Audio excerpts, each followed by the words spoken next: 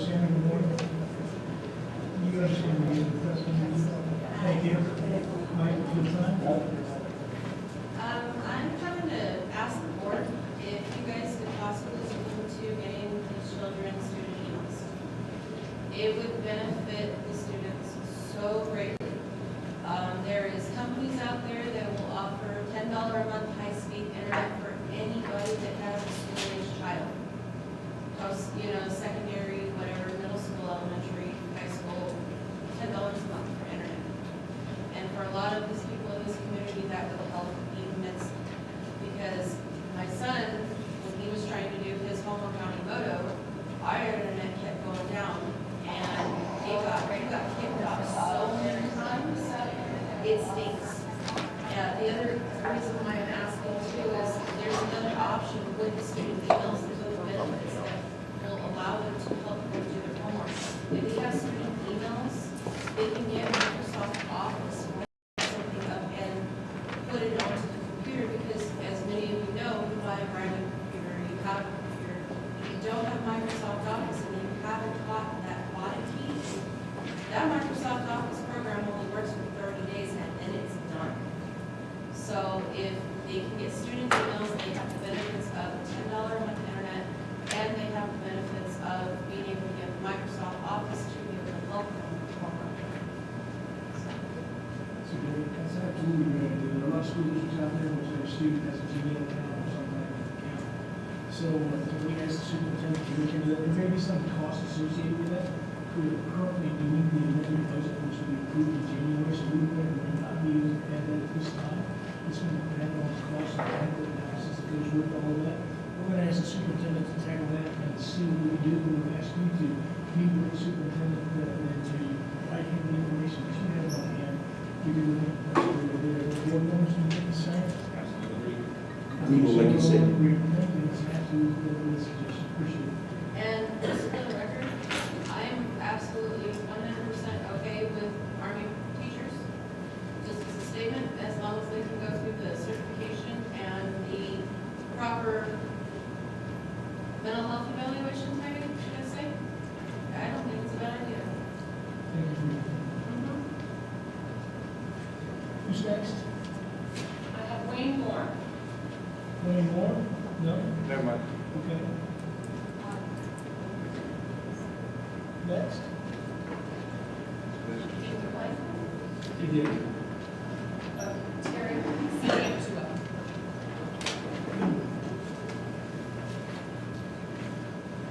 Terry, she did better with your name than they did up in North Park. She always does well with my name. That North Park announcer. I wrote a book. You had a deal, what is it, the magic ingredients? Okay, my name is Terry Santua, and I'm here on behalf of the Hanover Outreach Community Pantry. We'd like to thank the Hanover High School staff, students, and Board of Education for their support of the Thanksgiving holiday. The food drive that you guys held for us let us be able to help 118 families. So, you guys are greatly in our debt. What a wonderful surprise. You proved to me that what I say about our wonderful district is true. I'm going to get the fire board and the park board as well, because they also were a big part of this. I'd also like to thank the Hanover High School wrestling team. Your wrestlers voluntarily, I don't know if you know this, they volunteered, they came over, they helped us carry out packages, they helped me stock shelves. They were absolutely wonderful. I so appreciate it. Okay, Shane gets voluntold, but that's my wrestler, it's okay. But the rest of them were great help. So from our heart to yours, we really appreciate what happened over the holidays, and I'm looking forward to what happens over the next. We have our mobile food pantry on Friday from 2 to 5 and Sunday from 12 to 3. And we are going to be able to help over 150 families this time if we have to. So we have really got this going the right way. So it was just so nice to have our youth assist us in the way that they did. Okay, now I'm Terry. That was just the pantry part. I'd like to speak personally to the board because I'd like to ask your support in putting together a volunteer group and reopening our library.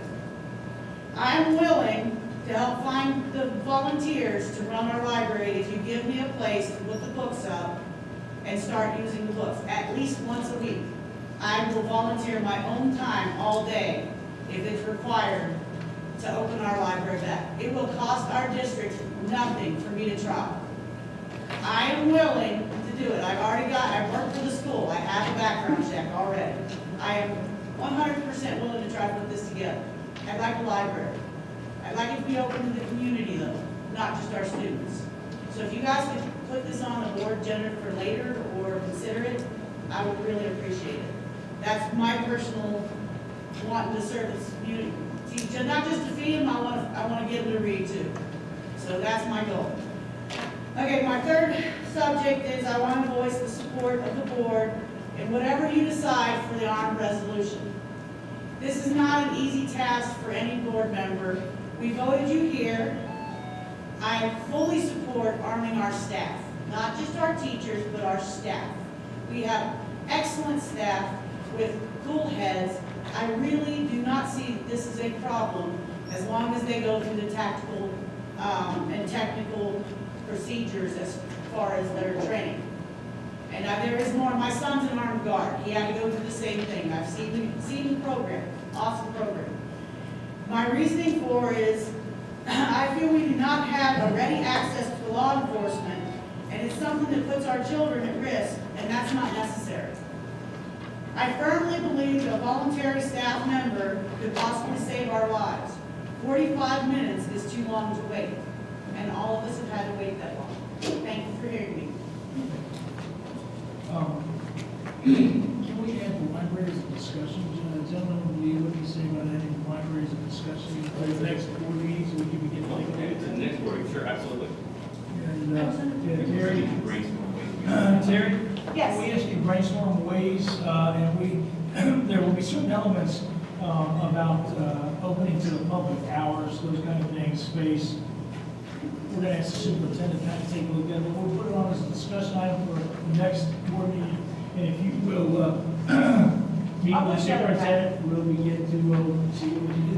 I'd love to. Great idea. All right, is there anybody else for the floor? All right, thank you very much. That brings us to 7.0 consent agenda. Is there a motion to approve the consent agenda? I'll move to approve the consent agenda. Is there a second? Second. Call for the vote, please. Mr. Allen? Aye. Mr. Lawson? Aye. Mr. McPherson? Aye. Mr. Swayze? Mr. Underwood? Aye. That brings us to 8.0, board and superintendent comments. Dr. Smith. Yes, I want to start off by congratulating all the staff and administrator at the junior senior high school. We received recognition in the U.S. News and World Report as a bronze ranking.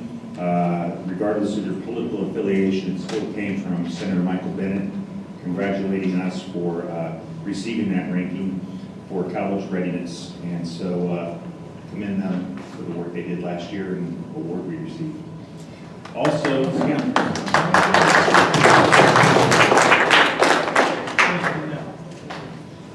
and then also, I need to congratulate our business manager, Tamara, as well as our transportation department, because every year CDE does an audit of transportation. And up to the year 2011-2012 school year, we've always had to pay back money because our records were not kept very well.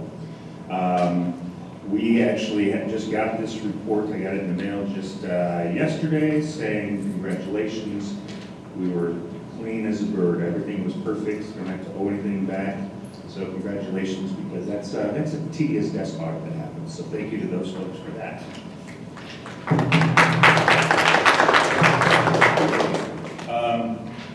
Also want to thank Tamara because we approved at the last board meeting a retro raise for classified employees, one step, and we approved $800 to the base for our certificate employees. And from that board meeting till payroll period for the December 1 payroll, with Thanksgiving in there weren't very many days. So I appreciate the work you did, the extra time put in to make sure everyone got that payroll raise, and thank you to the staff for earning that extra money that we're able to provide. As part of our energy program, we're currently right now getting quotes for above the old high school or elementary high school gym. It's an electric unit. It's the only thing that was if we get an appropriate quote that comes in, and it's within the budget of what we have for the energy account that we opened up, the plan is to then go ahead and come to you guys for approval so that we have a propane unit on top, and that will save us quite a bit of money versus electricity. And so just to give you a heads up where we are with that. With the energy program as well, I think it's important because we're spending money that way that we have an energy committee. I'd like to invite a board member, you can tell me after tonight if you're interested, and also invite staff and community members to be on this energy committee, just to look at what is it that we're doing, what's it costing us to get things up front, and what's the return on that investment. And that way we have a form of an oversight as well as also input on things. So it'd be a community, staff, and board involvement. I'm hoping to start the first meeting in January at 5:30 before the board meeting, right here. It'll be convenient for whichever board member joins up, and that way we can get that rolling. The same thing with the facilities committee. I tried last year to get a community facilities committee started, and the only one who showed up at that time was Tag before he was a board member, and TJ Tag and I were the only ones there. Tried again, and still nobody was able to come. We're going to try to kick that up again for January 12th at 6 o'clock here at the junior senior high school. Again, I think it'd be nice if at least one board member was on that group. The idea is we have a policy that states we will have a rating system essentially of our facilities and things that might need to be replaced or improved upon. And in order to do that, we need to have a group of citizens who are giving us the ideas of how we should rank our needs. And that way, each year, we can, part of our budget and the big budget process is that group can say, here's our ranking, here's the most important need that needs to be replaced. We agree, and then we can, that group present to the board what they're thinking, and then we'll move forward with the budget process. So we really need to have that place, haven't had it for years. I think there are many people in the community who actually have an interest in facilities, and that may even be a trade that they have. So I really hope to see even some of you out there participate in that committee. We'll put out flyers and announcements, but this was January 12th, right away after the break, so feel free to spread the word on that one. Finally, our nutrition services director, she is, per policy that we have, she is forming a health and wellness council. And part of that is to look at something that Charity Garrett has brought to this board a number of times, and that is around the minimum number of minutes for physical activity that are required. We meet it at the elementary level, we meet at the junior high and high school level. We're just a little off of what we say in policy, not by law, but what we have put in this policy. And so this council is going to come together, made up of staff, including our PE teachers at both sites, and look at it and start making plans on how we meet the policy, or we say why we can't meet the 225 minutes a week and come to the board and recommend a proposed change if that's what's needed. That group will meet sometime, I don't know if somebody's in here right now or not, sometime in January or February to start out. And that is all I have. Thank you very much. Oh, last thing is thank you to those who joined me at Gatsby. We were able to see a few of the sessions. I want to mention something about that. Okay. And three of us had the pleasure of shaking, sarcasm, the pleasure of shaking the hand of a gentleman of a blue party that ran for governor and didn't get very many votes, but man, he sure still would shake our hands and make it like a political scene. So, Mr. Briggs something. But you always have to have a little chuckle at it, doesn't it? I'm sorry, I've been shaking hands with Mr. Something. Hey, he's moving to California in January, so. Board of Education, so like this, Basically, what I want to say is over the last few months, we've talked and came to conclusions on many topics as a board. The board, we held a work session, and really we netted nothing in the long run of that, except that we were going to try to work more as a board together and represent you, the people. We've worked through the threat of negative spending and kept our books in the black, and through a few tough decisions. And that shows that we work together. We have a few split decisions in passing policy, and now tonight we're probably going to do the same thing. Through it all, we as a board have held fast in the belief that we are doing what is in the best interest of the kids while holding true to the will of the community and that elected us to our positions. My duty is to the people, their kids, and to the district to ensure that we, or I, make the right decision that's in favor of the district.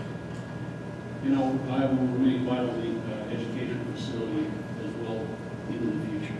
So I will commit to you guys to look out for you, your kids, and this facility that we're paying.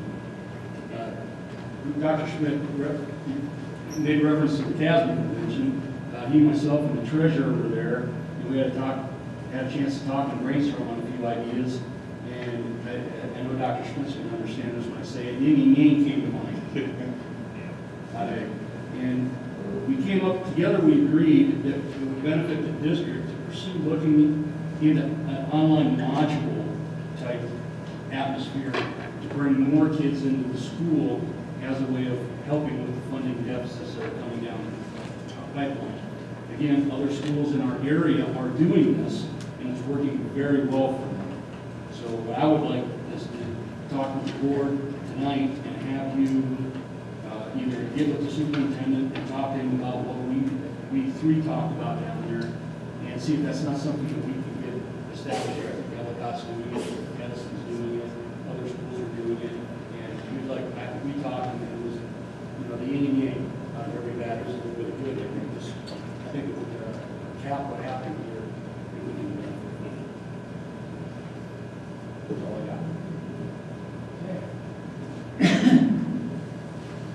I'll try to be brief.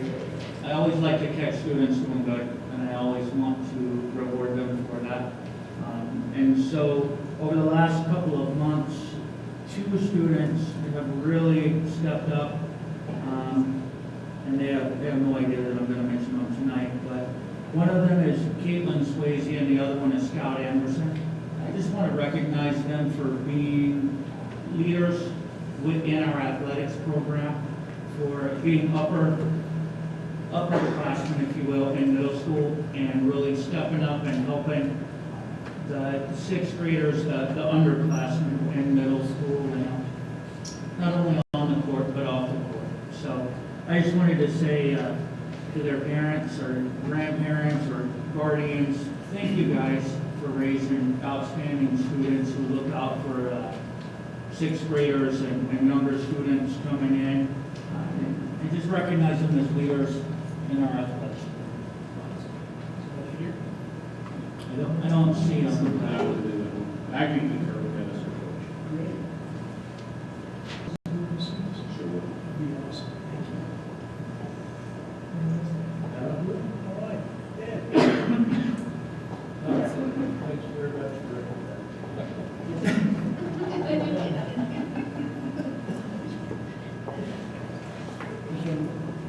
I'm glad you sit down and comments. My only comment is to say we've got a lot of contentious issues that we're undergoing right now, particularly with the amended budget, how to spend money, what to spend it on, what to focus on, and of course the farm staff resolution that's coming up. I'd like to thank my fellow board members, all 5 here are veterans of some of one of the forces, armed forces. All of them volunteer to put their time and effort into what we do here, and we don't all agree on the same issues. And with that, I'd like to say to each of them and to the public, we all realize and understand that none of this is personal. None of this is personal. We all work together, we all have our votes, we all represent our constituents, but we don't take it personally. So as we go through, understand we've all done our research and we're voting our conscience based on what we hear from our constituents and how we feel we are representing them and our students. And I just want to say thanks for your cooperation and for our ability to have candid discussions even though we don't agree. And thanks for not joining me. Yeah. Okay. With that, we go to 9.0. DAC update is our accountability committee here. They are here.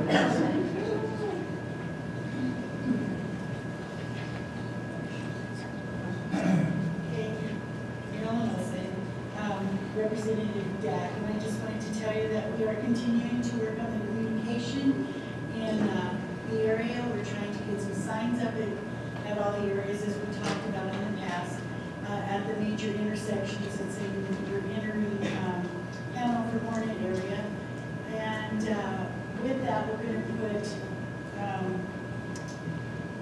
whiteboard signs on the bottom of it, so we can write down upcoming events as far as what's going on in our community.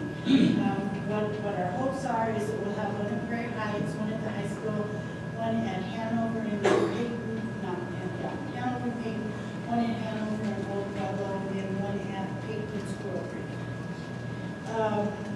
We're just working on the prices now, so hopefully we'll come up with some good prices so we can get there. We're also working on the chaperone training and handbook, and it's to roll out by February, hopefully. With that, there'll also be training that goes along so that whenever we have any high school or Prairie Heights Elementary or junior high events, we'll have chaperones that are trained so that they know when situations come up, what they should do as far as step 1, step 2, step 3. We're also been talking about those performance assessments as far as how it's worded and what the steps should be and how the clarification of what the problems are. And so we're also working on that and the rollout for that. I think the high school is working on it now as far as getting the kids used to what they're supposed to be doing. And then the actual rollout will roll out right after the semester. We discussed the budget tonight, and Dan feels that the amended budget is probably about the best that we can do with the amount of monies that we have. I mean, we had a lot of things come up that took a lot of our monies away from us, and so we feel that probably what is proposed is probably about the best that we can do. That's about all we've been doing. We certainly appreciate your support, particularly here in the middle, because we are going through those. Thank you. All right, discussion items, 10.0. First one, 10.0, monkey print and home course catalog, so there's going to be a little bit of discussion on that, Dr. Smith. Yes, I have Courtney LeBar, high school counselor. She's going to share a little bit more beyond what you learned last month from Ms. Vanessa Stein about this. So she knows she's going to be about a 3 to 5 minute presentation. Thank you for being here. Hi, welcome. Good evening. Hi, Courtney. Hi. So I'm going to share a couple dates that I have set up coming up for both you guys and the community. The first one is the ASVAB Score Career Info Session. That's coming up January 4th, which is a Wednesday we get back from break. The Air Force Academy is going to be here, and they're going to distribute the scores to the students that took the ASVAB, and then talk about and interpret the scores for them, and then also talk with them about how that links to career exploration and the career exploration program that they have. How many students do we have now? All the juniors took it. There was 2 juniors that did not. Otherwise, all the juniors took it. And then I'd say there's about 5 sophomores, and I don't think any seniors took it. There were 2 that were signed up. They don't think they took it. And then in terms of concurrent enrollment, we have a parent information night and input meeting. That's the next day, Thursday, January 5th at 6 p.m. here in the cafeteria. And that will be a presentation of all the college opportunities in high school. So earning college credit and high school credit concurrently, which is what concurrent enrollment is, being enrolled both at the high school and at the college.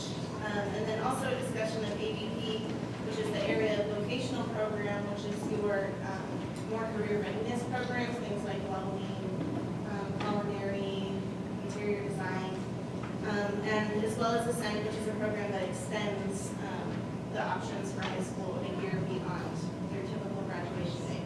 So we're going to be talking about those opportunities for students on that night, and we're also going to be talking about graduation requirements and gathering parent input and staff input on the graduation requirements for the 2021 so that those can be finalized and put into policy. And then we have a presentation similar for students the same day during the day at 12:30. Parents are also welcome to come, but that's going to be a similar meeting linked to the concurrent enrollment ADP and the SENT here for student input and student knowledge and information. And then we have a follow-up parent input meeting on January 17th, and that's going to be to follow up with the guidelines set for the graduation, the new graduation requirements. So that's where we will finalize things and then give that information out to parents and community. and that is 6 o'clock here in the cafeteria as well, January 17th. And then we have a FAFSA free application for federal student aid night. That's going to be here Tuesday, January 24th. Which links to college readiness, that's going to be again 6 o'clock, and that's going to be in the central computer lab. And we're going to have representatives from Pikes Peak come walk through the entire application process and get every senior hopefully. My goal is to have every senior there that has not completed the FAFSA completed that night. What time is that again? That is 6 o'clock on January 24th in the central computer lab. And then the last night that I have set right now is Monday, February 6th. Sorry, I said night, but that's a daytime ABP visit. So the area of vocational programs, students that are interested in doing that program, that's the technical career readiness program. We will be visiting Pikes Peak Community College, and they will be going through the different programs that they're interested in and learning more about it. And we're talking to the professors and other students interested in the program. So those are some upcoming dates, and that's basically going to give the opportunity for parents and community members to know more about concurrent enrollment, ABP, the programs that we offer. When So was the ABP? the ABP one is Thursday, January 5th, here at 6 o'clock. So if you or your students are interested, please come. It would be a great way to get that information out. 6 p.m. Yeah, so all the nighttime things are 6 p.m. here. And then in terms of the course catalog, I will be working with Ms. Bernal to get course coding for that so that we can put together a course catalog that lists all of our available courses into a nice catalog format so parents and teachers know exactly what to expect with the classes that they choose to align with their schedule. And so I'll be working with her and also with our staff members to put together descriptions, course descriptions, things like that, so we can get a nice little package that they know what they're signing up for. Is there any other updates that you guys would like? We're just, Questions? a reminder is that off of our main page, if you go to the juniors, actually, I think we have your own link as well under staff. Courtney has a counselor corner webpage, and it has all these dates and links as well for parents and Yes. students. So And they're on the interactive. anybody sitting out here is like, oh, I didn't get all those dates and times, go to the counselor corner off the front page under Courtney Lepar. Courtney Lepar on the far right side, or go to the junior senior high school, and there's a link there as well. Any other questions, board members? Appreciate the information. Thank you. All right, 2016, 2017 amended budget. We've been handed out the documents, ladies sirs. Sorry. Discussion? Well, I apologize, we were wanting to have a projector here, but it looks like it's not set up. We put together a PowerPoint slideshow to explain the process. Or you all have a handout in front of you of those slides. So we'll just try to verbalize real quick. It feels thick, but we'll go through pretty quick. It's not like we talk to each slide for 5 minutes. But it's more of a understanding school funding leading into amended budget. Board packet. I don't know, because we just finished this yesterday. Well, we will put it on there. Will this be online as well? Yes. Can we get to the point where we talk about what is actually being amended, rather than, I mean, there's a lot of information here, we put it on the website, and we, webpage, but in interest of where we are and what we're doing. Can we talk about the actual budget itself, and what we have and what you're recommending? I will point out a few pages before we get there to explain why we are there, okay? Yes, sir. But I won't go through every single thing. So essentially, when we look at our amended budget, the reason why you amended is because your enrollment has gone up or down. That's the bottom line. When enrollment goes up, that means you'll get additional revenue. When enrollment goes down, that means you'll lose revenue. The only other, I guess there are 2 other reasons why you would amend a budget. One is that property, if assessed valuation of your properties have declined significantly from one budget year to the next, that would impact us a little bit. But for the most part, the way the formula is done at the state, it's a balancing act between property taxes and how much the state's going to pay you, so it almost equals out. The third one is if we see some crazy change in our specific ownership tax that we can forecast, which is really hard to forecast, but you can look at actual population changes to determine if there will be a change in SOT. SOT is when people go to get their license renewed, and we receive a little bit from the tax. So to cut to it, we did our budget based on right at 241 students at the beginning of the year, and our funded per pupil count is 248.7. So we have 7.7 additional students, that means we have additional revenue. And so I am at this one page, just to point this out, that says it's about base funding. And so I think this is important for everybody here at this park, because this is future. That's like 2 or 3 years away. And what happens every legislative session, they approve the School Finance Act. It's always done the last week of the session, typically within an hour before the session closes. That's just how they play the game in school districts. But in that act, they always identify what is the base funding, the minimum that every district is going to receive per student. The base funding going into this year is $6,367.90. The reason why this is important to know is that the pot of money that we can draw from that the state pays school districts, it's being squeezed because of the Affordable Care Act, which the state of Colorado was one of many states that said they would do the Medicare this particular way. And as a result, the amount of money the state has to pay into this Medicare deal is exponentially growing. It's not a linear line. So what they're saying is within 3 years, because that exponential increase is going to squeeze out what they can give funding to transportation, school districts, etc. They're predicting the 2020-21 school year, all districts, unless the legislation does something, will be funded at base funding only. Our current per pupil is just a little over $11,000.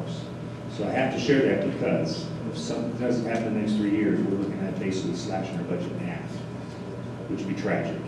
The way politics works, though, don't be surprised if they wait until the 2019-2020 year, so the 2020 legislative session, to do anything about it. Because that's just how politicians like to work last week. It's scary, but kind of like, we're going to shut down the government unless we quickly vote with an hour left. But I wanted to point that out.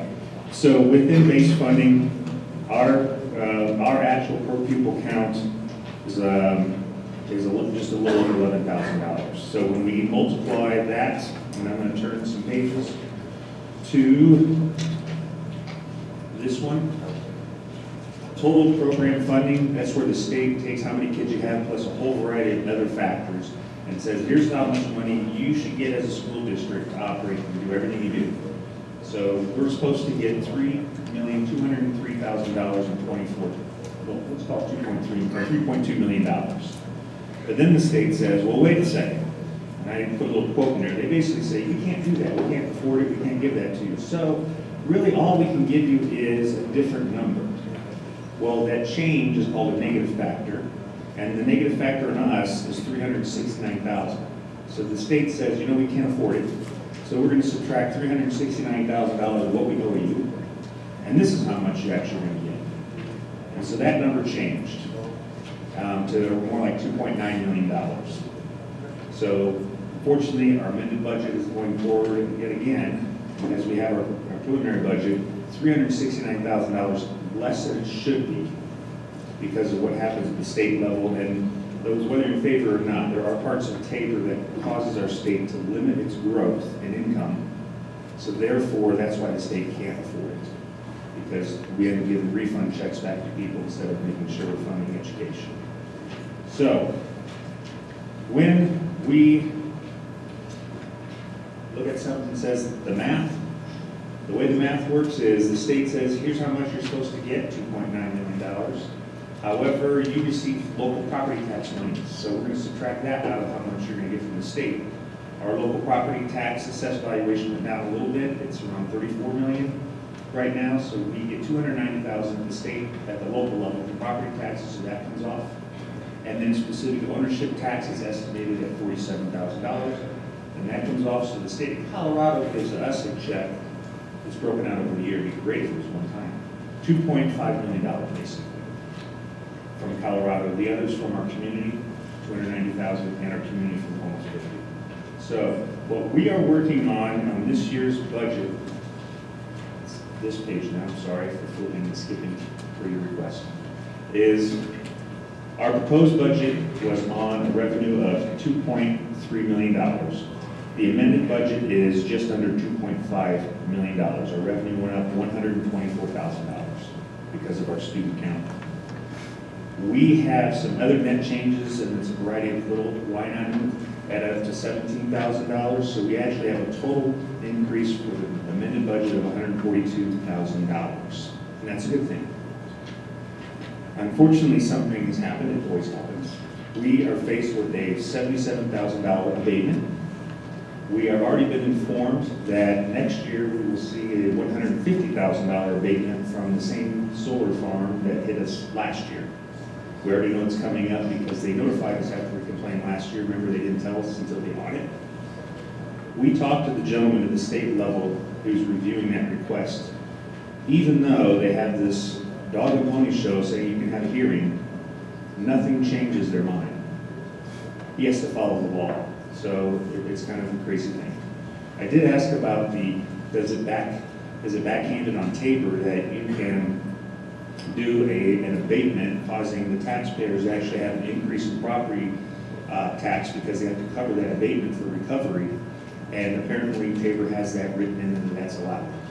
So the government does every year for any community when there's an abatement, they are allowed to adjust a mill for property tax to recover that abatement. Now it goes back down, the abatement comes in, another abatement comes up, they adjust it. So what that means for us is we basically exceeded the rear. The audit that I shared with you today for transportation, the years prior to 2011-12 school year, apparently we received a bill in the 2012 school year for $35,000 because that's how much we owe for the transportation audit. And that bill has not been paid. So we need to pay it now. And so Tampa called CDE and said, hey, can we do that on a monthly type of thing? So what's going to hit the amended budget is $20,500 of that $35,000 bill. We'll carry $14,500 of that payback in our next year's budget. So it minimizes hitting the budget, we still have to pay $35,000. So when we look at that, and then we look at a couple things we did, which is great. This is for instruction and our staff. We have some instructional materials we purchased. We have some staff raises we put into place. We have new minimum wage law that's impacting us this year. It's only $500, but by 2020, it's going to be more like $3,000 or $4,000 because it graduates. And then the change of the FLSA law, the four-star handler making adjustments. That total is $83,000 of that revenue we have. So when we finish it up, when we take our amended budget, what we're putting into the amended budget is we will be able to, we're presenting to you tonight, the first view, an amendment budget that will allow us to spend almost all the revenue except for $26,000. So we have a cushion. If we keep to our budget, which is my goal that I have, that you guys have set for me, we would have at least $26,000 that would carry over to fund balance for next year. We do have one area of cushion, and that's in our specific ownership tax. We, over the last 4 or 5 years, have always come in around $100,000 on that. Last year, we saw a big jump to 128, I think it was. So we've increased the line item in the amended budget to $85,000. But there's a potential of bringing in $120,000. So there's a potential of an additional $40,000 revenue if SOT comes in at the same level as last year. That would go on top of the 26. We are not going to budget for that additional money that will come from SOT because that is part of the conversation we're going to have after the auditor as we go to the next preliminary budget is what do we want to say annually we want to have as a minimum carryover to go to fund balance for that potential cliff, as they call it, that may happen in the 2020-2021 school year. We did process-wise, we asked staff, they had any requests, we got a number of requests. When you put all those requests in, it would have been a deficit spend of $61,000. So we did a large, I'm sorry, we can't put it in the amended budget sweep. We left a few things in there, and we need to have a positive budget, and that's the $26,000. So we posted this online as well as the line items so that can be seen. You can see what the changes are. The biggest, I guess one of the bigger things on there is we need to repair bus number 11. And we've got an initial quote of $6,000, which we put in the amended budget. We learned today that that's actually going to be $7,500 instead of $6,000. We have to fix that bus. So that's an example of something that did not go off the request list. And just a few other things that are in there. So what you have is, after giving staff opportunities to put in request items, and sorry we couldn't take those all, Tamara and I and all the managers sitting down, and this is what we presented to you. All right, so, questions? Could we get a list of what was not added, so we can take a look at it as a board, and see what we can do for the 17-18 school year? I still have a list. On my presentation, I was going to have that as the last slide to show you the list. I apologize. So it'll be online. An example of some things are, going off the top of my head, we need to purchase a scrubber, but we're going to end up just renting between now and the end of the year. They purchase a scrubber for the gym floor. If you've been into the games, it's slippery. Our kids are not being called for traveling, even though they try to do a jump shot and they jump slide and they slide 5 feet. But that's actually pretty cool, it's like a Jackson move. But anyway, we need to get scrubbers that doesn't happen. That's going to cost anywhere from $12,000 to $15,000. There's a request that we consider repainting the floor. It's getting faded underneath. That'd be about a $15,000 project. It'll come forward as a possible budget item. We'll decide when we get to that point whether that stays. Do we remark on an annual basis? No. Do we review that on an annual basis? No, so what we have an old scrubber that it's so old that I don't think many people knew what it was until somebody had to say that's the scrubber. And we're lucky because Ms. Vanessa Stein's husband works in the business of cleaning, and he's able to lead us to somebody who might be able to fix that one at a very low price. And if that happens, then we'll have to buy a scrubber at $12,000 to $15,000. But we can talking about an annual seal. That's what the scrubber does, that kind of thing, but I'm going to turn to more of an expert. Mark's not here, but Ms. Vanna, do you want to answer that? The seal, that's the scrubber does? The scrubber does not seal, it's a cleaner. We're talking about sealing the floor on an annual basis. My understanding is you do a good surface, the scrubber keeps you from having to do that. I know the last surface as a coach, I know the last surface that we put on the floor was the NBA finish. They didn't have the regular finish, so we got the NBA finish. We need to refresh that. Well, Cleaning it will help. we were going to bring it forward in this budget, but the abatement and the $35,000 bill, it just wasn't going to be possible. We are resurfacing it Monday. Just, Shout out. You're resurfacing it Monday. we are sanding it, not all the way down, but sanding the top coating of the coating off and putting a new surface layer on. So you're resurfacing. But the desire is to strip all the way down and brighten up the lines, et cetera, making them more obvious what they are. Our point is fading. It would be nice to make that a little more pop bright. So. And then the auto scrubber helps with that process, as well as, really, it should be done at least 2 or 3 times a week and 4 days, and that will help preserve the floor.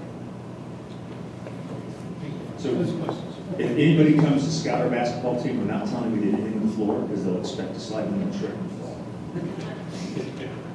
Thank you, sir. Any other questions about the amended budget? So we'll expect that for a vote in January? Board meeting? Yeah. Yeah. So this is open for you guys to give reaction to us now or later, and for the community to give reaction. And then we will bring to you final in January. I'm gonna just point something out.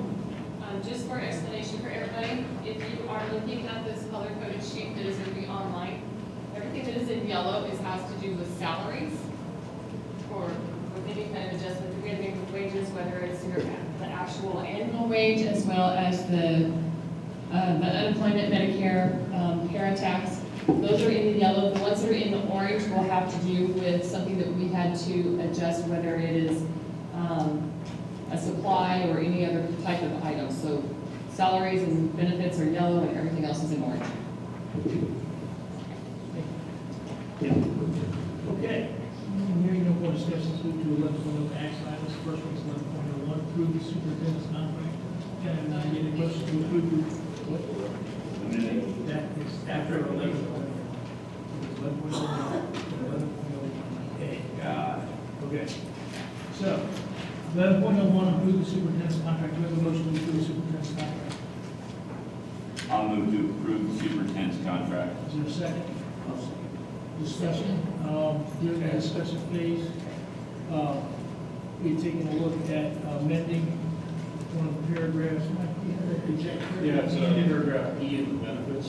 Okay, and such as that the board would pay 50% of the long-term insurance, and Dr. Smith would pick up the other 50%. Is that correct? Go Yes, ahead. Dr. Schmidt was asking for us to pay all of the long-term. We don't do that for our other employees, so we negotiate it down to where we only pay half.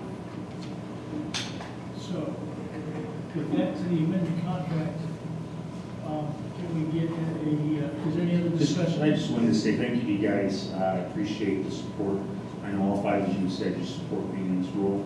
And prior to your voting, because you'll be voting based on constituents you represent, but I thank you all five for saying you support me as your superintendent.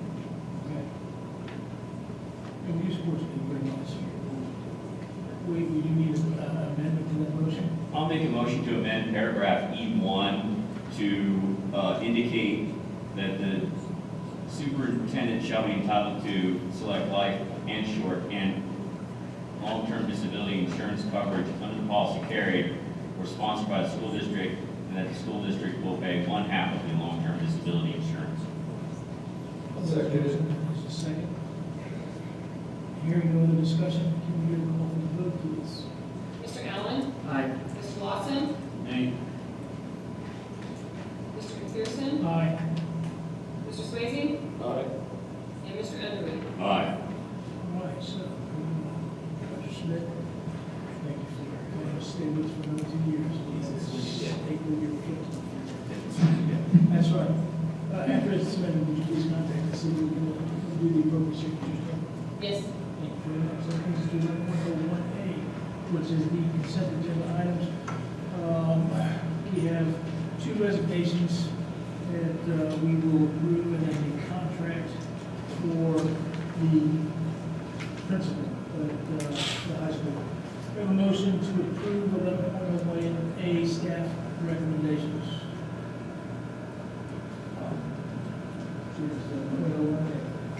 I'll make a motion.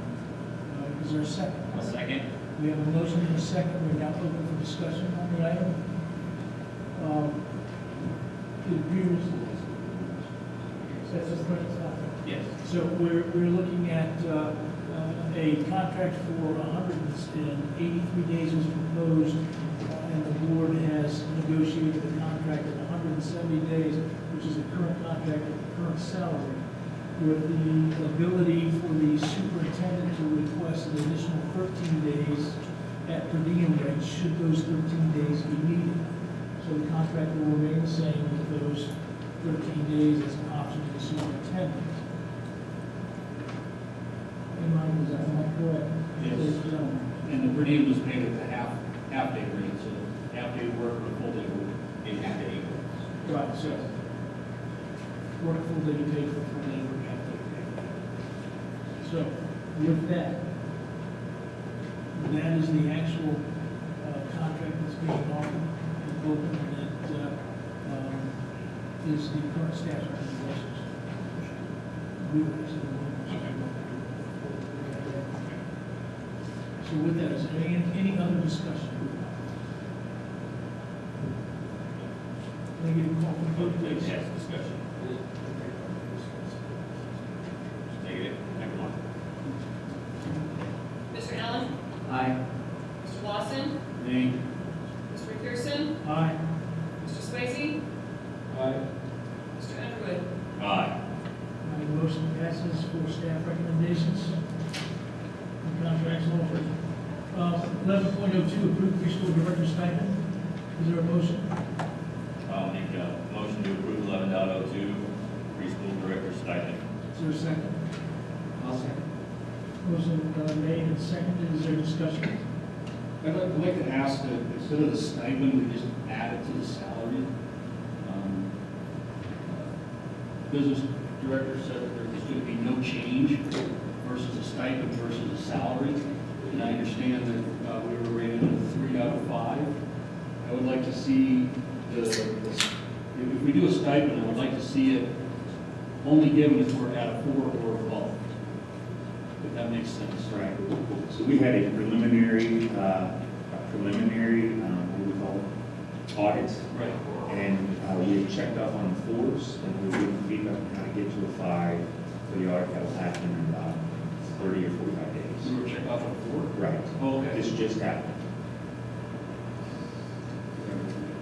Yeah, no, it literally just happened and giving information.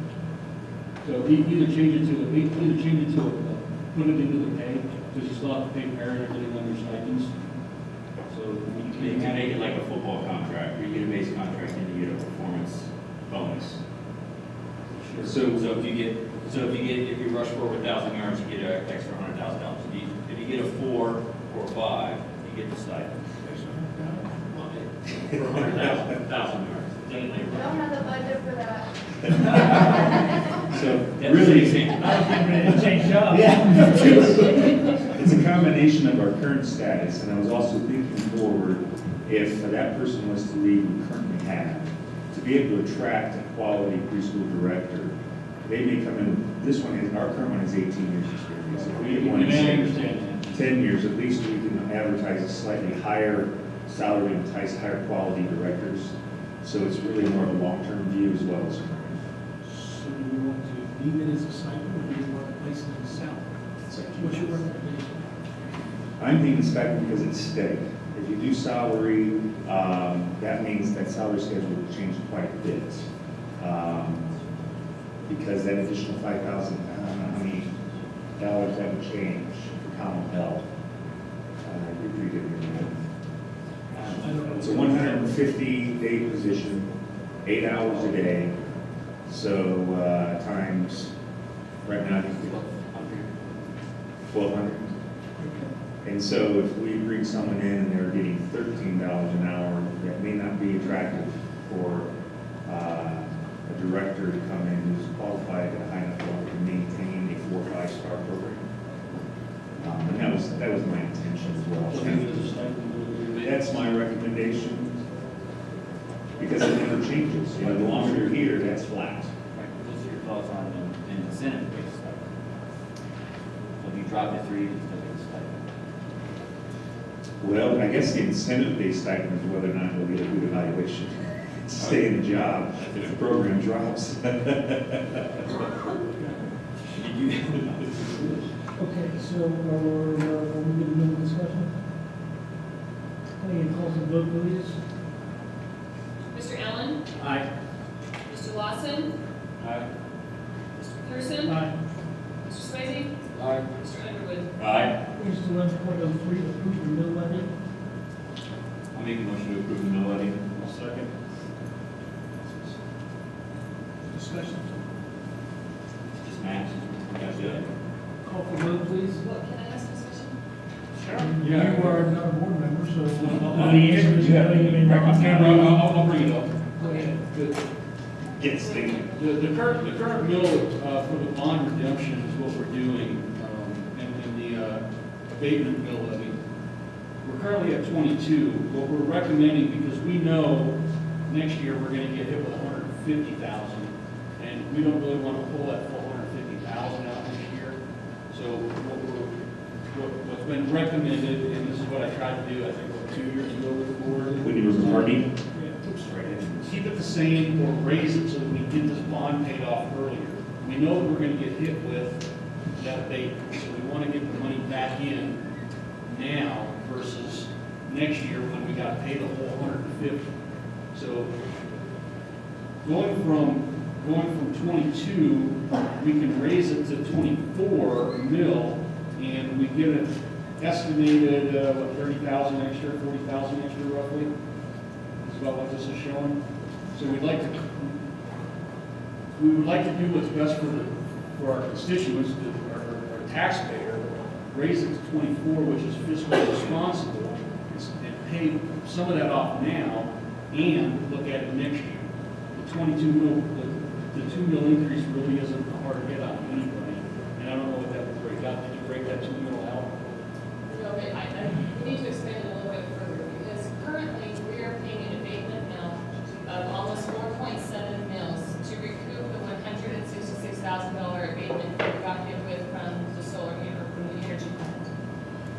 we can only have abatement mills on what we need to recover. We can't make a profit on them. We don't want to make a profit on them. So last year at this time, we left our bond mill at 22, actually, it was at 22. And the abatement mill had to go up to 4.7 to recoup that money. This year, we have to recoup $177,000 because of an abatement from Pikes Peak International Raceway. So the money that we have to recoup and gain back is less than what we had to do this last year. So that abatement mill is coming down almost 2.5 mils. So by increasing the bond mill up to 2 mils, we're still saving the community and the taxpayers a full $0.5 mil in tax money. So it is a savings, even though we're bringing the abatement mill down and raising the bond mill up by 2, you're still going to save money in that aspect. Now next year, we already know that we have a $156,000 abatement coming from the same energy plant that hit us this last year. Next year, when we do this whole process again, we're going to have to bring the abatement mill back up, but at that time, you can drop your bond mill back down because you have recouped some of what you had lost. And in this last year, when we had to do that $166,000 abatement, luckily we had some extra money that was when we refinanced the bond in 2010. There was an interest payment that got hit to the old bank account that the bond used to be sitting in. So luckily we still had that money over there that we just transferred over to pay the interest, and we were able to make that payment. Where if we hadn't had that, we would have been talking to CDE or somebody about obtaining a short-term loan or an interest-free loan to pay that because the abatement came out of nowhere. We weren't informed about it. It was $166,000 out of the bond. It wasn't sitting there because the revenue didn't come in. So this way, we break down the abatement mill, increase the bond mill, and that puts us in a much better position for next year when we get hit with that big abatement again. We'll have the money to make those payments and not be in any kind of financial restraints in the bond section of our financing. And all those funds are only for the bond. They can't be used for anything else, just so everyone's understanding And the tax payment becomes at almost, actually, it's a half a mil gain less. rather than, so we're actually going to see a reduction in payments. You will. Out of your pocket. Even We're though going to still be able to.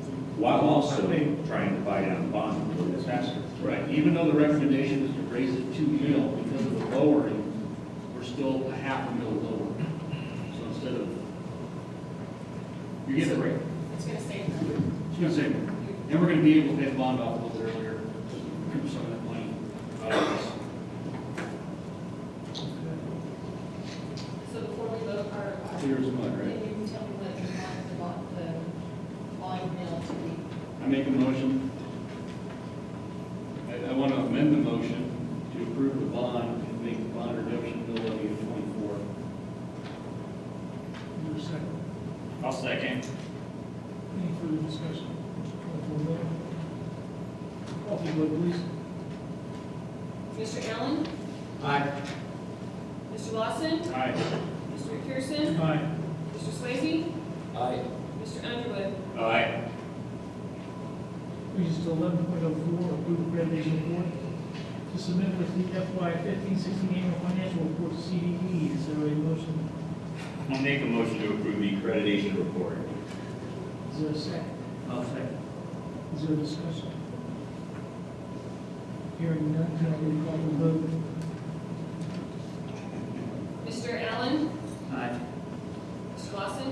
Aye. Mr. McPherson? Aye. Mr. Swayze? Aye. Mr. Underwood? Aye. That brings us to 11.05, a resolution for Army staff. I'm going to read the resolution as a motion. But before we get started, on behalf of the board, we recognize that today is the anniversary of what happened in Sandy Hook. Our hearts go out to the Sandy Hook community and those family members who lost somebody in that tragic event. This vote is purely coincidental with that date, as this is a process that we've gone through since June. But nonetheless, we still want to extend our heartfelt sanitary condolences. And with that, we're going to begin the discussion as I read the resolution as a motion. Once that is read, we'll need a second.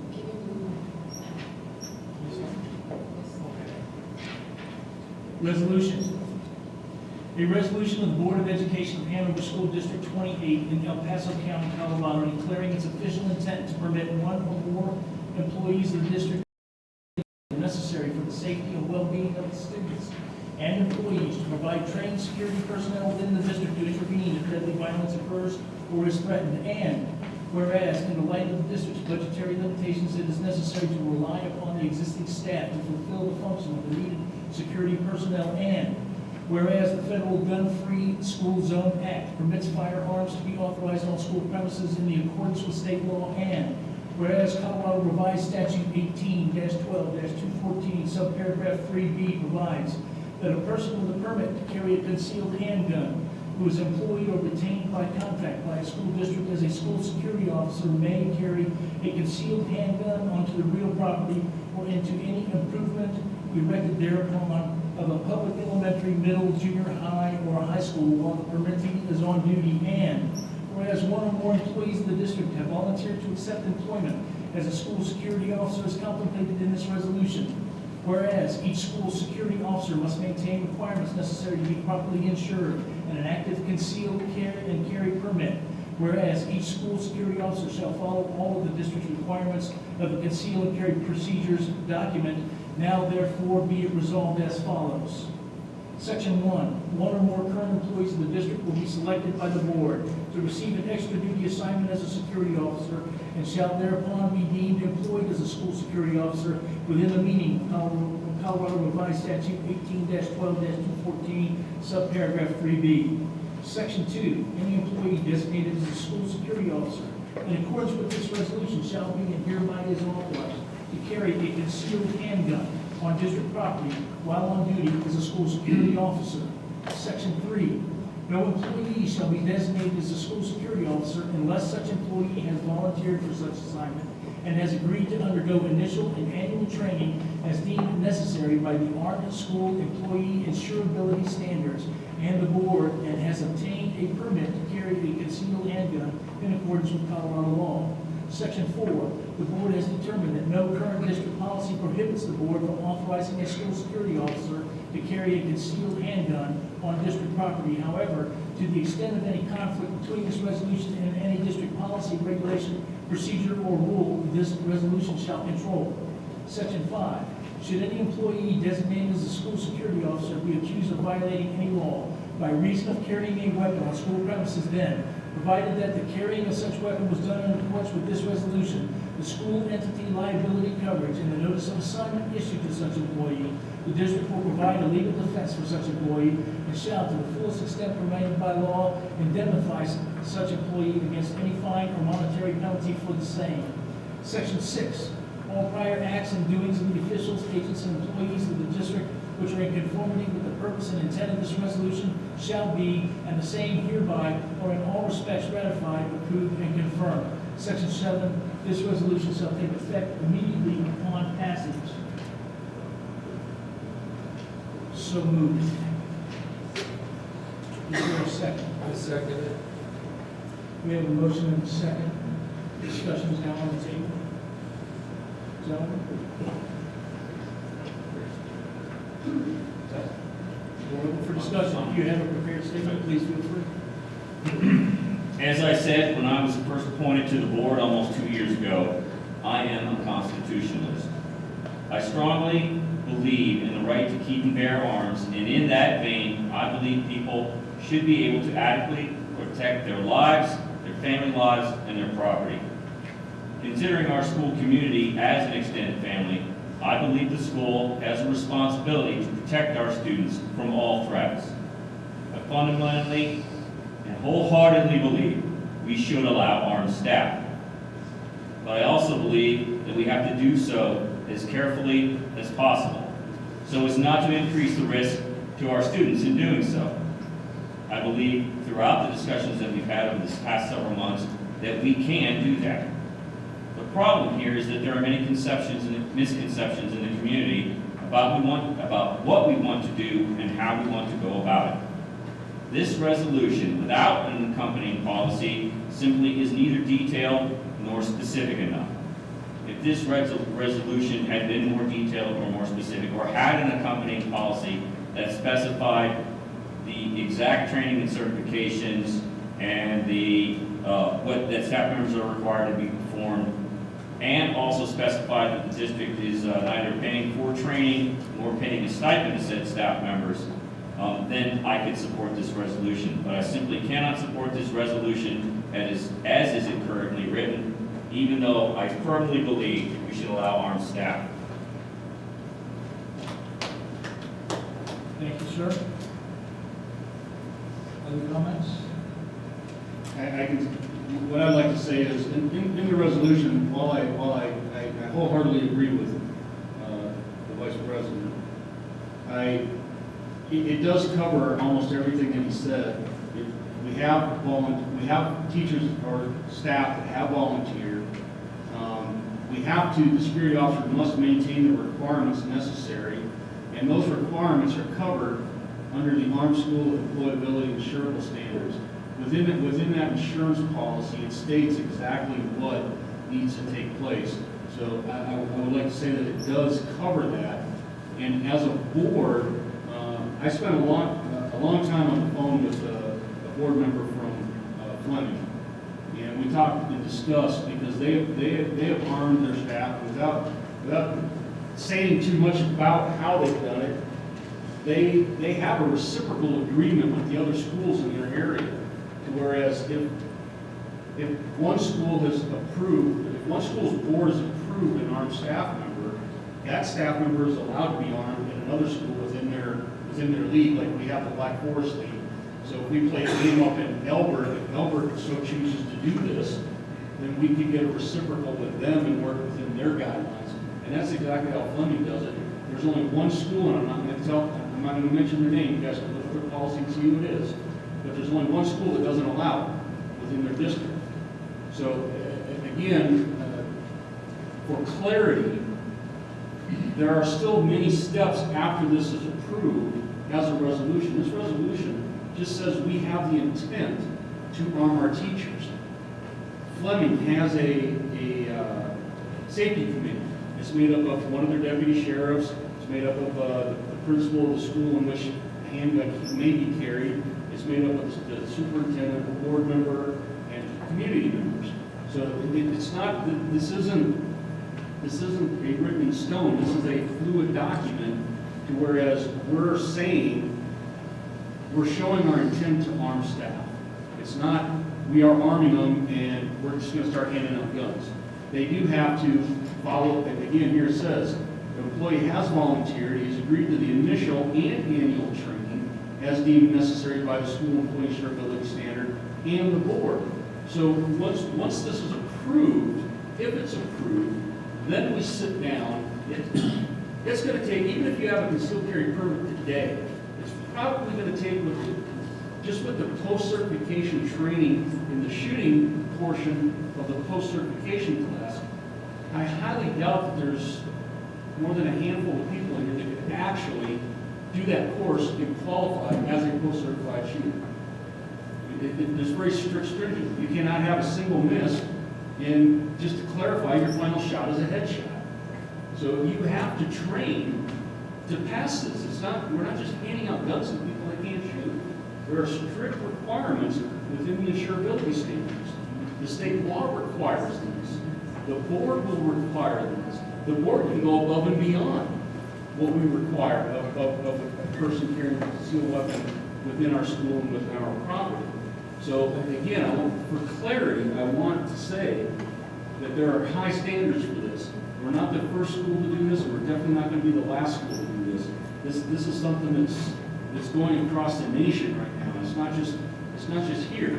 Yes, you probably heard on the news that the 11, 20, 28, they don't have armed staff.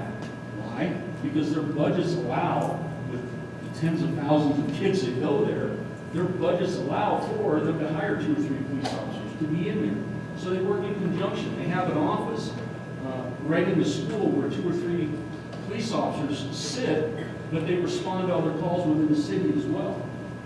So we can't afford that, so we have to look at other avenues. And again, all of these regulations, all these requirements, all the training is spelled out in the state law and the armed school employee insurability standards. The board, again, the board can go above and beyond. And this is just a resolution, just to clarify, Mr. Vice President, this is a resolution to allow armed staff. Then we're going to sit down, we're going to create, as other schools have, the safety committees. We're going to form the requirements that we require. We'll sit down and look at all of this and say, yes, we want this, but we want this standard instead, which is a little more stringent than what would be required. So this is just the initial step to get the process rolling to allow armed staff. It's still going to take 6 months. You probably will see an armed person in the school, as sad as it is, probably for between 60 and, or 90 and 120 days. So it might not happen until next school year.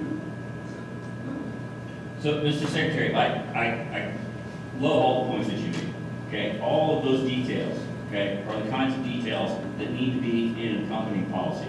Yes. My problem is, Section 7, the resolution shall take effect immediately upon its passage, not the resolution shall take effect when appropriate policies and regulations and procedures have been adopted and approved. That's my problem. Can we modify the resolution to say that?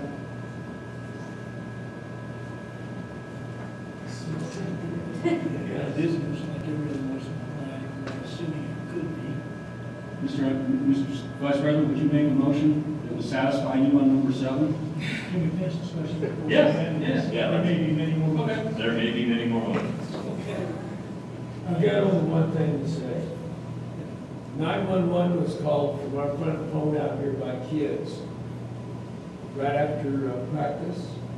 And kids all went home on a bus. And 45 minutes later, the cops show up out of the front door. There's only 3 people there.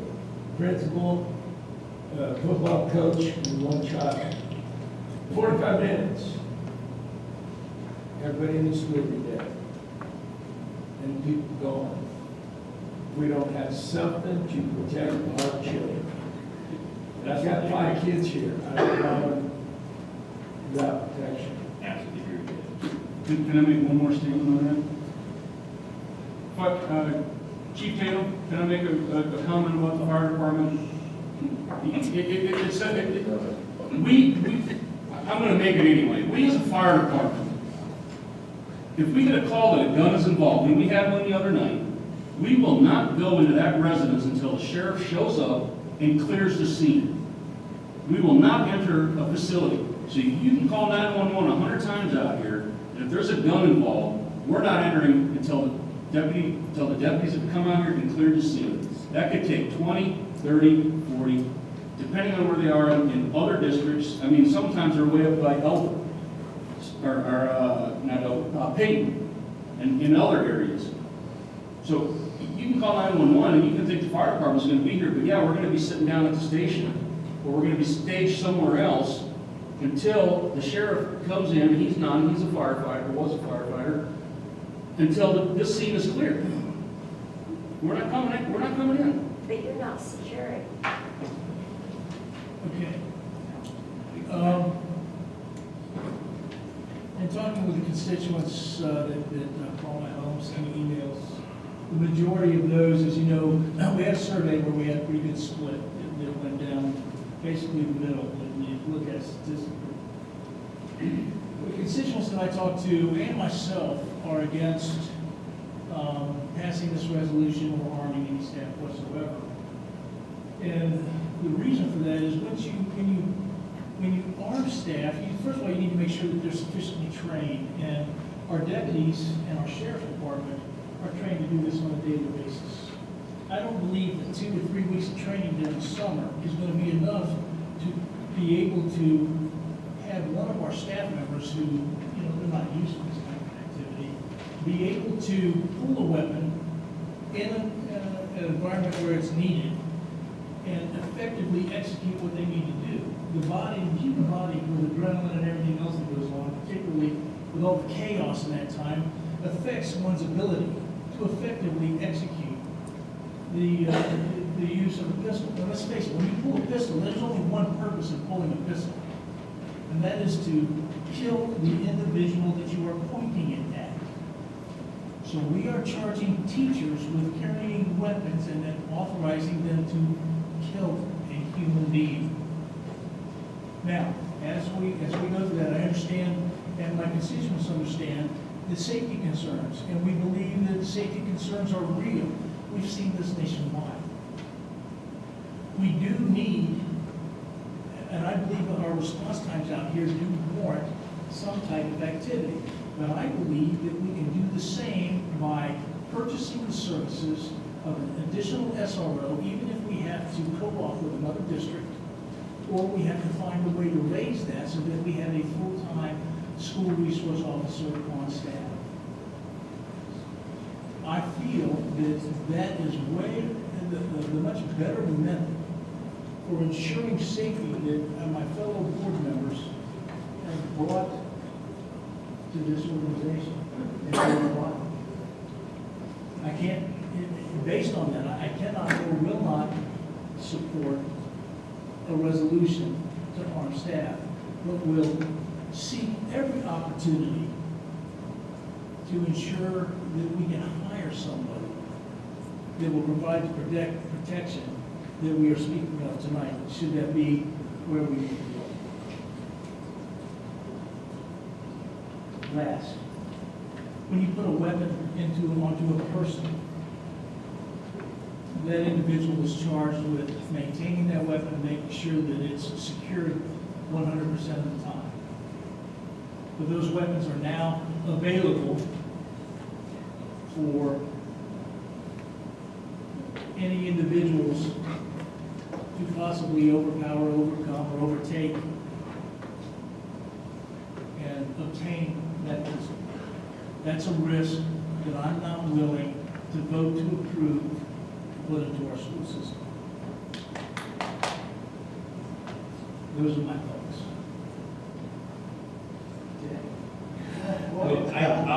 I'll give you my thought on your thought, just Okay. briefly, okay? I don't think that sharing an SRO is viable. I mean, what's the drive time to the closest district? 30 minutes. We're not doing any better.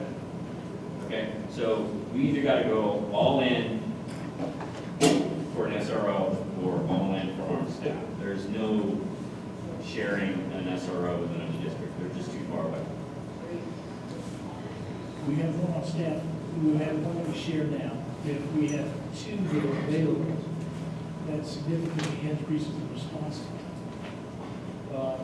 In speaking with our SRO, there has been some discussions on that effect. And we are looking at opportunities to get grants and some of the other things necessary to try and fund another SRO. But I'll tell you right now, if I've got 26,000 sitting in there thinking, what are we gonna do with it, what can we do with it, this is one of the things I put in that pot. There are other things we need. There are buses, there are books, there are everything. If we're gonna talk security and Army staff, I would just as soon put it, of course, hiring another SRO. Safety is our number one priority. Rooms are supposed to be locked and secure. We have cameras, and we are getting more cameras around the site, correct? And we have a very vigilant staff. I think we do it with an SRO and do it very easily. And again, you know, I'm one board. But only this one. I would say that we could probably do it if we shared with one or two that are. Yeah, I I don't know how to say this without saying something bad. I am an ex-infantry officer, and I could subvert your plan of co-sharing very easily. Sure. It's called intelligence and planning. It's not a viable option. Sharing an SRO is not a viable option. Not only that, what is the drive time between our high school and our elementary school? Common speed limit. Well, what all of these are incredibly legitimate concerns. But if we have, if we're sharing an SRO, or we have one designated SRO, and they're at this school opposed to the elementary school, we're still looking at a 20-25 minute response time for this SRO to get over We need 2 there. SROs. We would have to do 2, and we would be looking at increasing the budget, and I'm guessing somewhere between 75 and 80,000 a year to hire them 2 full-time employees. So, and then as far as the concerns of maintaining and securing the handgun, I fully agree. But I also agree with biometric gun cases that only open with your fingerprints. That's it. Nobody can get into them. So we could adopt and include in the policy, you'll be required that is the only security measure that is required. And as far as ease and availability to get that pistol out, you stick your hand in, it pops up, you grab it. You could, if you were sitting at your desk, you could probably get it out of that quicker than you could reach behind you and mess with it out of your waistbands.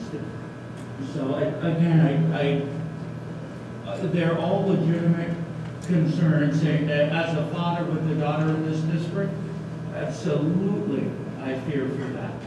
I do, but I also believe that we have a responsibility to, same as you, Mr. President, to protect our students.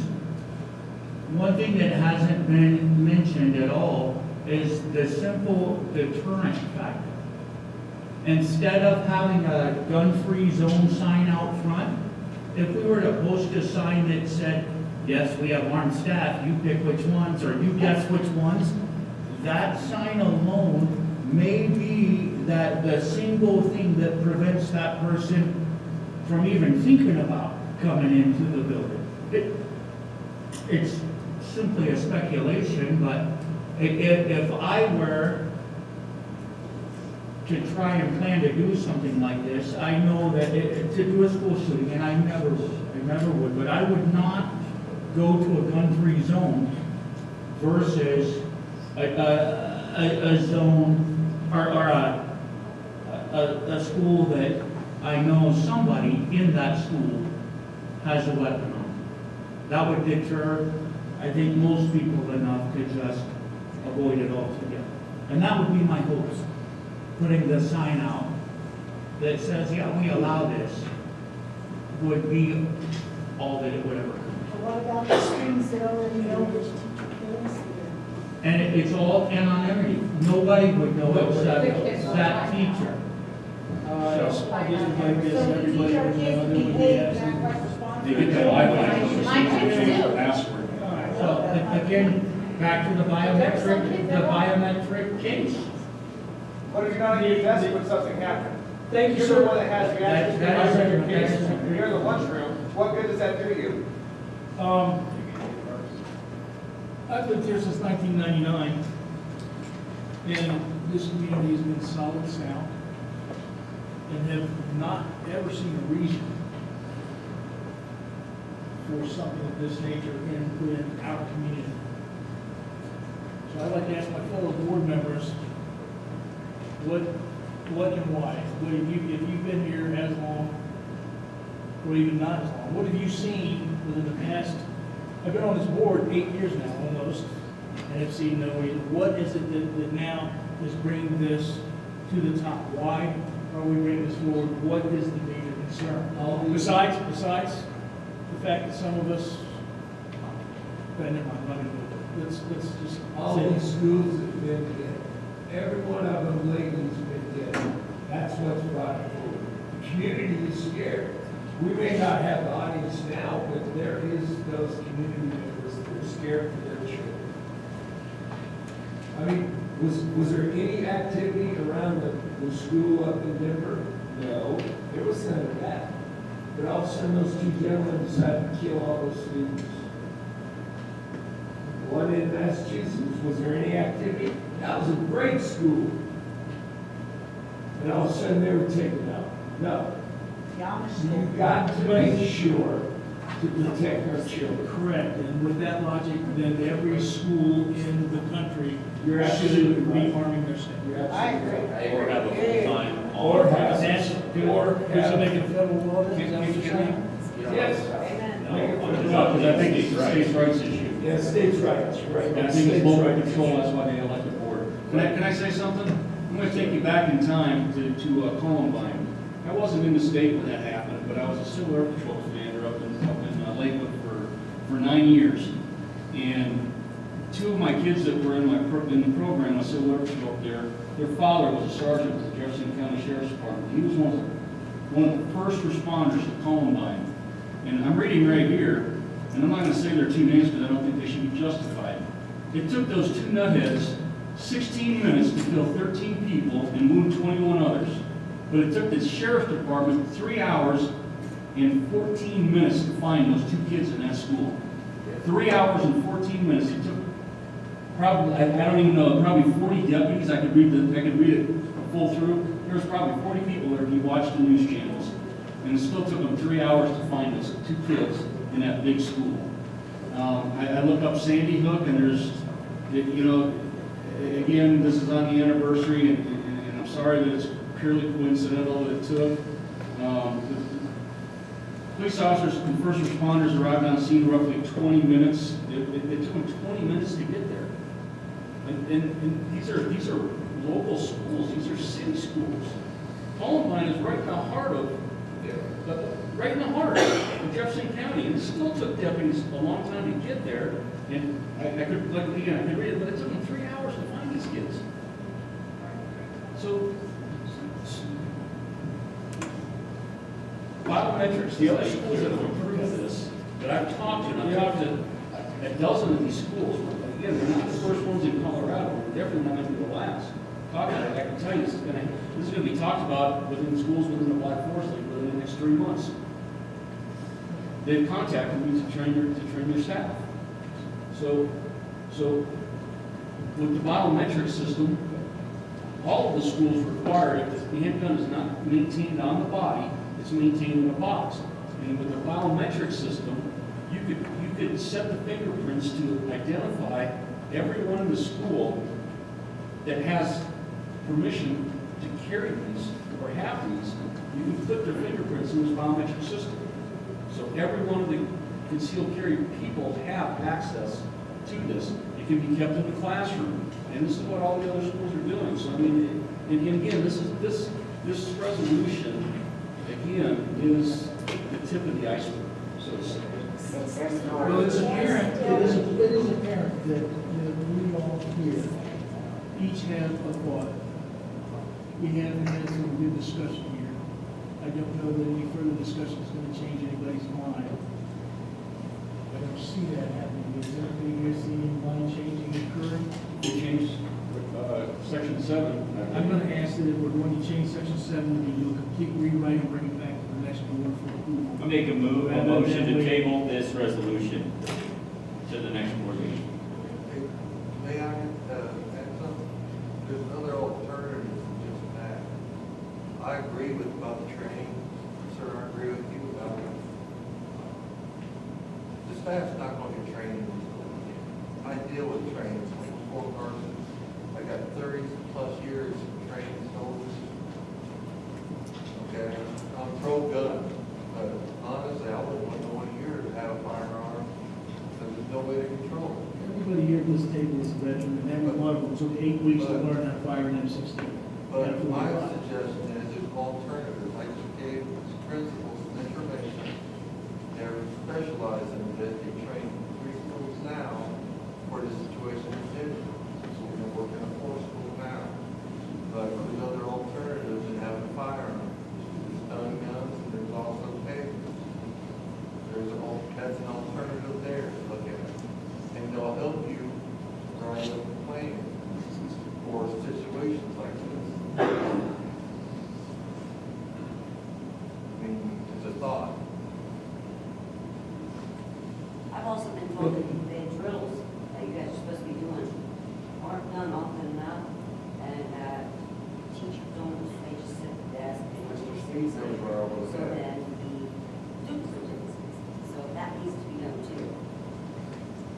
you said someone didn't, and just say you guys do have it done.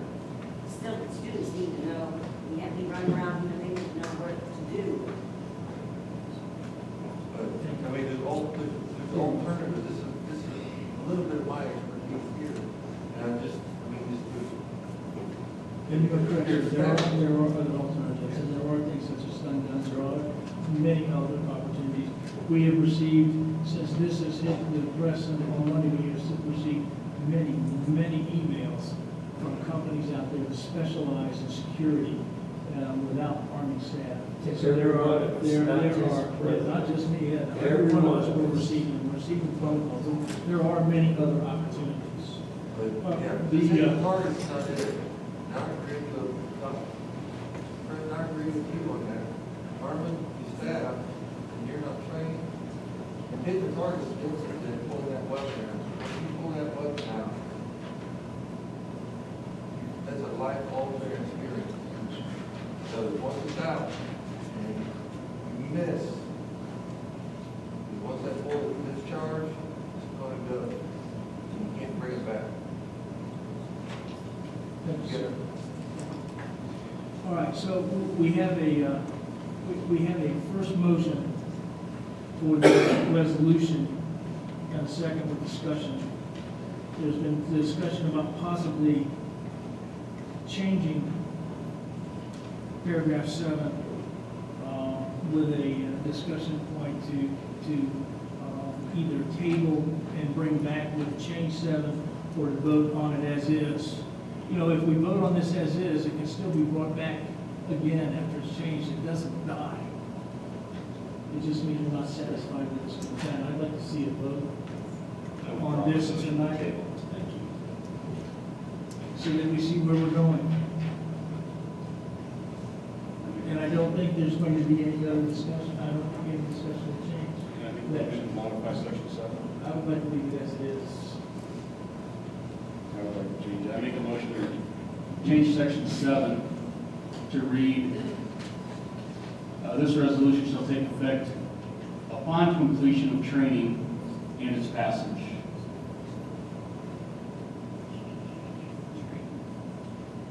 Not hearing a second. The I'm resolution going to is. ask for a second. You what? I'm going to ask for a second, Mr. President. You're correct. Is there a second? What would it take? There is no second, so we will vote on the motion as approved and presented.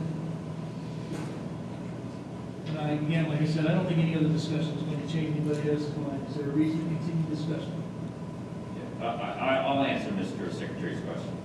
What it'll take is a detailed, meticulously thought out policy and, if necessary, company regulation with all of the things that we have talked about in the policy accompanying this resolution. That's what it would take. And again, that's not included in the resolution, that's in your policy that you passed the initial resolution. I understand that, but I cannot support a regulation that is this big without the detailed plan that accompanies It's it. in the regulations. Okay. What would it take? All right, so not, What would it Well, take? for example, can you outline the difference between the training of an SRO and the training of the person who would be appointed in schools? And if you can't explain that differential, then, and I think that's what Mr. Underwood is leading. we're asking for a complete package to come forward. In other words, let's take a look at what the training is they're going to receive. What type of psychological background are they going to pass? What is the policy? Because I would argue that an Going to SRO will not accompany be that? any better trained than, because you said the test was very complete with a headshot. It is. Just discriminated targets. It's It's defined. already been looked at. We already had all that. We had it all given to us. Every bit of that was given to us. The evaluation by the psychiatrist, all that was given to us. And we looked at it.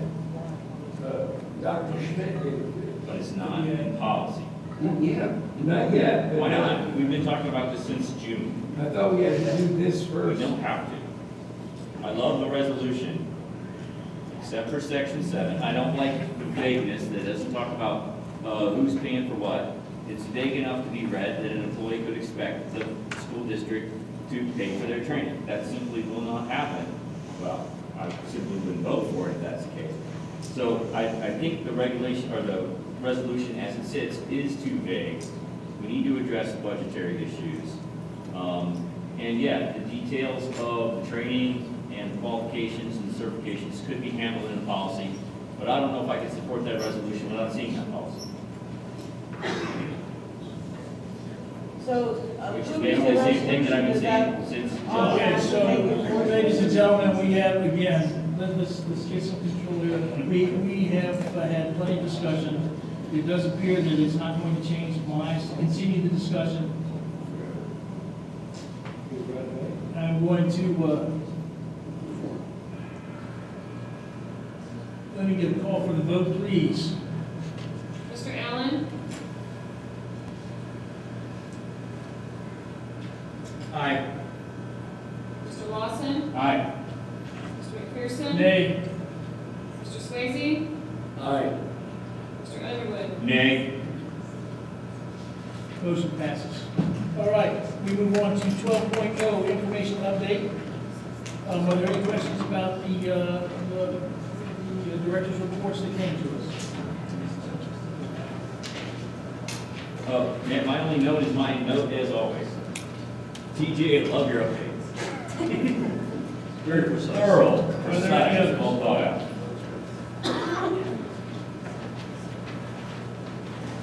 We'll move to 13.0, other business.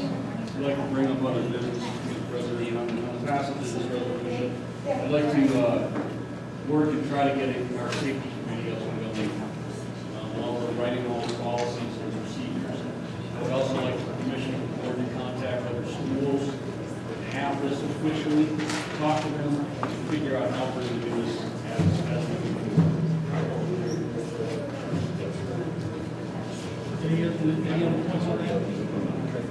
No, I would like permission to award the superintendent, whenever I need permission from, to contact the other schools and talk to them and get their, how they're doing things.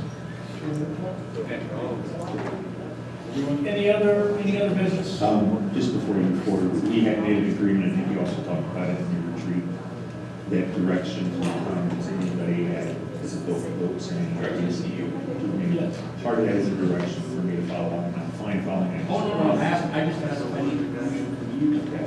Oh, and I'm starting the safety committee, so we'll hold off Oh, on that okay, and get okay. direction later, or you want me to start getting the word out? Well, I think we need to. I think that should be. Because we have a standing safety committee, you can begin to pull that back together and begin to meet on it. I mean, you do have a safety committee, and none of them have a policy. So, But they keep rolling right into the meeting. okay? So, is that pretty clear? It's good, so we'll be sure. Thank you for the procedure. Is there any other business? Okay.